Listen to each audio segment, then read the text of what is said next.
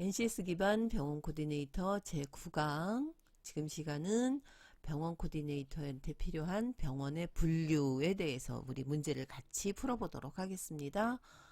자, 다음 중에 의료인에 해당되지 않는 사람. 자, 의료인은 어떤 사람이고, 자, 어떤 사람은 의료인이 아닐까요? 여기서 보면 의사, 치과의사, 한의사, 조산사, 간호사는 의료인이고, 치기공사는 의료기사죠.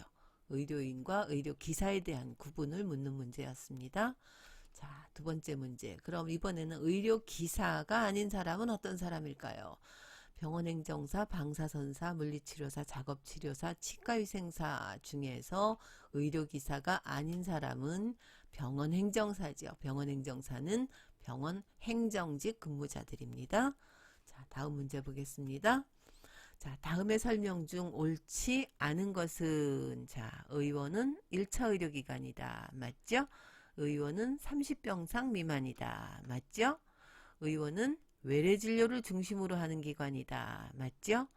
의원은 5개의 진료 과목을 둘 수 있다. 이거 틀리는 얘기죠. 의원은 단일 진료 과목만을 진료하는 곳이죠. 의원에서도 1, 2일에 단기 입원이 가능하다. 의원에서도 단기 입원은 가능합니다. 자, 여기 우리 같이 공부했었죠? 의원은 30병상 미만이고 주로 외래 환자. 그 다음에 병원은 일반 병원 30병상 이상, 종합병원 100병상 이상. 그 다음에 상급 종합병원에 대해서도 우리 공부했었습니다. 자, 다음 설명 중 옳지 않은 것은 병원은 2차 기관 맞죠? 앞에서도 확인했습니다. 300병상 이상의 병원은 반드시 9개 이상의 진료 과목을 갖고 있어야 된다. 맞죠?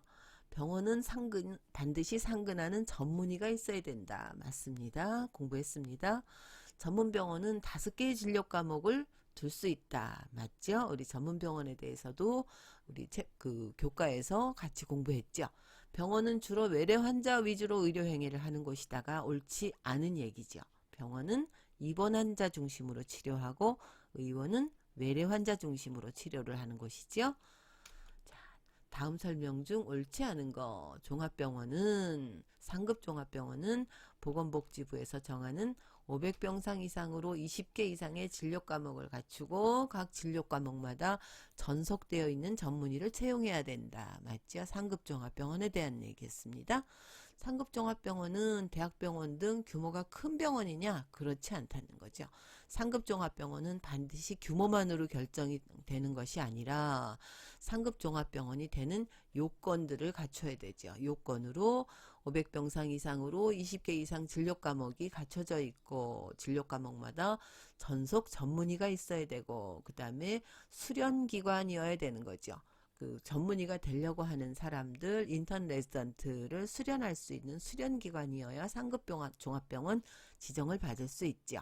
그리고 상급 종합병원은 보건복지부에서 정하는 인력, 시설, 장비 등에 대한 기준을 충족시켜야 되고 상급 종합병원에는 질병군별 환자 구성 비율이 보건복지부에서 정하는 기준에 적합해야 된다. 이게 무슨 얘기냐면 복지부에서 정하는 기준이라고 하는 것이 중증 질환을 치료할 수 있는 중증 질환에 대해서 난이도가 높은 의료를 전문적으로 하는 종합병원 중에서 지정을 받는 것이 상급 종합병원이지요.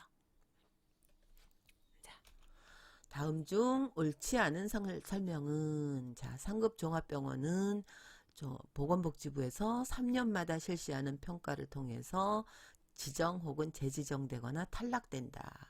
맞죠? 앞에서 확인했습니다. 상급 종합병원은 중증 질환에 대해서 난이도가 높은 의료를 전문적으로 하는 종합병원이다. 앞에서 확인했습니다. 의원은 주로 외래 환자를 대상으로 하는 곳이다. 맞죠? 모든 대학병원은 반드시 상급 종합병원으로 지정받아야 되느냐? 그렇지 않다는 거예요.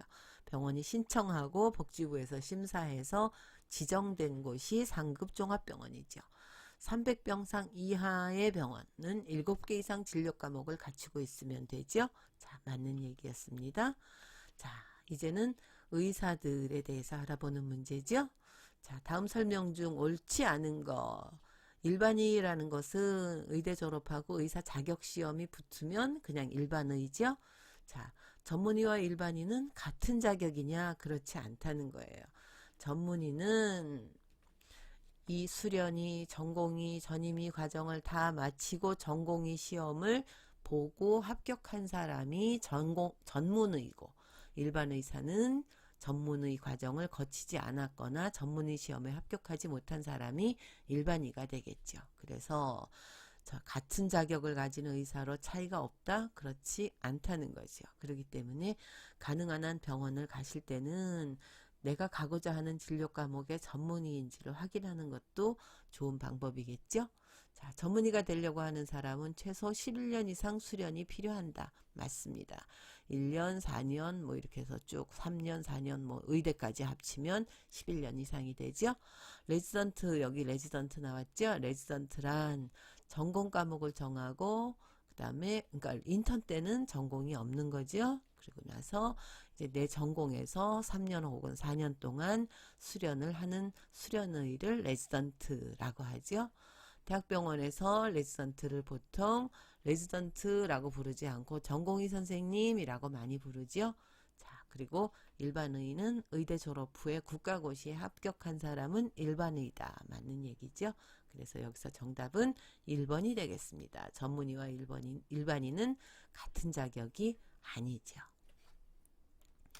자, 이제 상호를 보고 어디에서 전문의가 근무하는지를 구분하는 거죠. 자, 얼핏 보면 비슷비슷해서 잘 구분이 안 가는 것 같죠? 자, 전문의가 있는 병원은 반드시 진료 과목명에 내가 어떤 것을 전공했다, 어떤 전문의다를 표시할 수 있게 됐습니다. 그래서 서울 성형외과 의원, 서울 피부과 의원, 뭐 서울 내과 의원 이런 것들은 아, 전문의구나 라고 생각하시면 되고, 뭐 서울의원 진료과목 성형외과, 아, 이분은 일반의구나. 서울의원 진료과목 성형외과 이런 것들은 전부 일반의입니다. 그래서 앞에 뭐 서울 혹은 뭐 강남 그다음 성형외과, 그다음에 의원, 병원 이렇게 고유명칭, 진료 과목, 고유명 종류 명칭 이렇게 쓰도록 돼 있고, 이게 전문의가 있는 병원이고요. 전문의가 없는 병원은 고유명칭 다음에 바로 의원 붙이도록 되어 있고, 진료 과목을 그거보다 절반 크기 이하로 붙이도록 법으로 규정되어 있습니다. 그래서 가능하면 여러분이 병원에 가실 때 무슨 성형외과 의원이 같은 크기의 글자로 써 있으면 아, 여기는 전문의가 근무하시는 곳이구나 라고 믿고 진료를 받으실 수 있겠습니다. 자, 오늘 이번 시간에는 여기까지 여러분하고 같이 알아보았습니다. 자격검정에 대한 내용은 여러분이 하나씩 확인하시기 바랍니다.